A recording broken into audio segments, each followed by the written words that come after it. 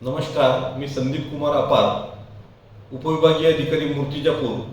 आपल्या सर्वांना आवाहन करतो की उद्या आणि परवा म्हणजे दिनांक 17 ऑगस्ट आणि 18 ऑगस्ट रोजी मतदार नोंदणीसाठी विशेष अभियान आपण राबवत आहोत.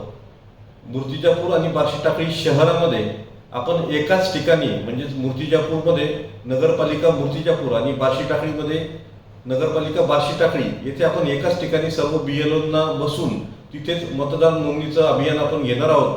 तरी मूर्तिजापूर शहरातील आणि बार्शी टाकळी शहरातील नागरिकांना माझी विनंती आहे की ज्यांचं नाव मतदार यादीमध्ये त्यांना समाविष्ट करायचं आहे त्यांनी मूर्तिजापूर आणि बार्शी टाकळी येथील नगरपालिका कार्यालयात सकाळी 10 ते 5 या कालावधीमध्ये जे BLO बसलेले राहतील त्यांच्याशी संपर्क साधून आपला फॉर्म तिथे भरून देण्यात यावा.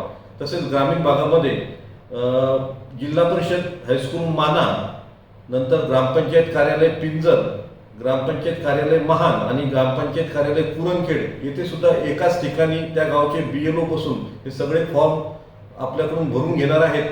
ज्यांना कुणाला मतदार यादीमध्ये आपलं नाव समाविष्ट करायचं आहे त्यांनी आपल्या कागदपत्रांसह येथे बसलेल्या BLOंशी उद्या संपर्क साधावा.